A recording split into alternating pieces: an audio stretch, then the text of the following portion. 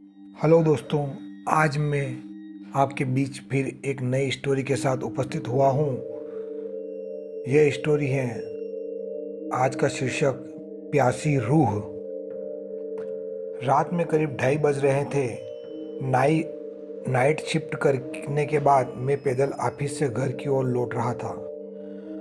वाहन न होने के कारण बीते 1 डेढ़ साल से महानगर की सुनी बियावान और लंबी सड़कें हमसाया बनकर मेरे साथ चलती थी। बाप रे, इतनी लंबी लंबी और भूतिया सड़कें खत्म होने का नाम ही नहीं लेती।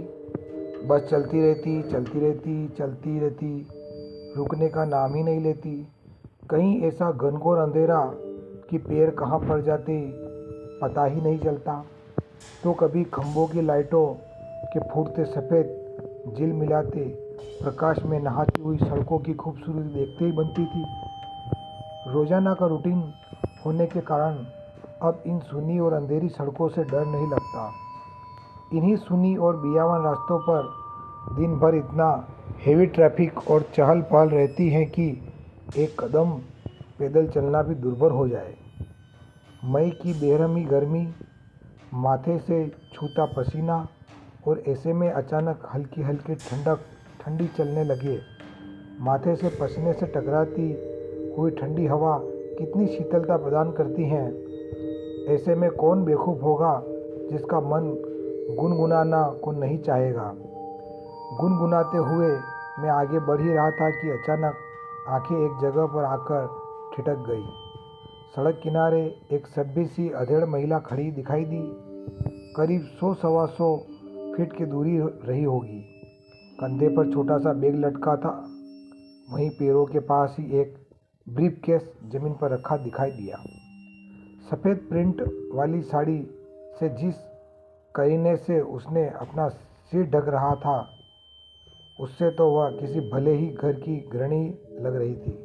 लेकिन इतनी रात गए, वो भी अनजान शहर के भीतर गुजरने वाले हाईवे पर, कुछ अजीब सा लगा। हो सकता है मायके या ससुराल वालों ने बस में बिठा दिया हो और किसी कारण बस लेट होने पर महिला को देर रात यहाँ उतरना पड़ा हो।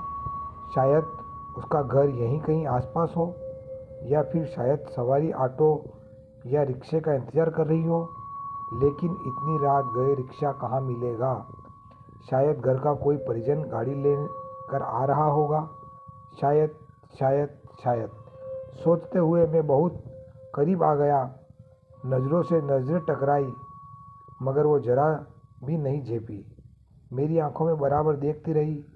भय का नामो निशान तक नहीं रहा। वरना इतनी अंधेरी और सुनसान रात में एक अकेले महिला, कम से कम मुझ जैसी मवाली सरीखे इंसान को देखकर तो डर ही जाए। लेकिन वो तो कोई लगातार घूरती रही। चेहरे पे न कोई हाव न कोई भाव। हाँ, होठों पर मुस्कान बराबर जमी रही। मैं भी झेप गया। मुझे ही नज़रें हटाने पड़ी, कहीं ऐसी वैसी तो नहीं।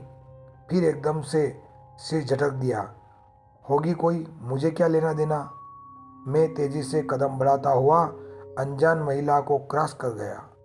अनजाने डर और शर्म के मारे मैंने फिर पलट कर नहीं देखा। न जाने क्या सोच रही बैठे। चलते चलते मैं दूसरी सड़क पर आ पहुंचा। अब वो सड़क और महिला पूरी तरह से ओझल हो चुकी थी। कहीं कोई भूत भूत तो नहीं थी।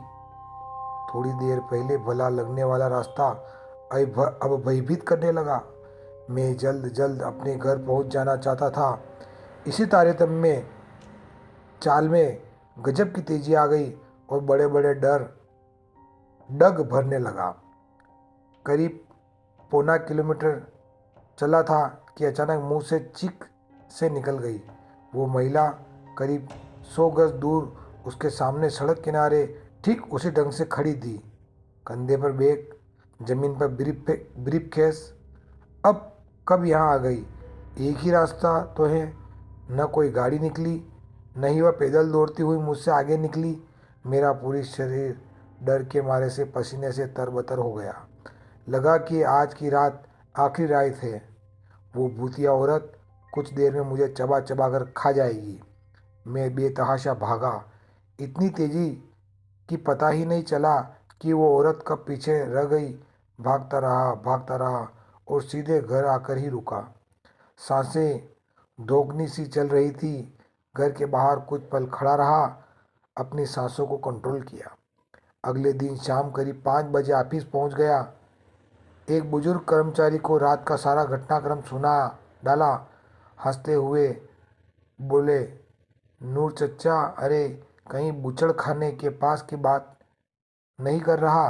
बूचड़ खाने में बदबूदार। हाँ हाँ, बूचड़ खाना, स्लाटर हाउस, जहाँ जानवर कटते हैं।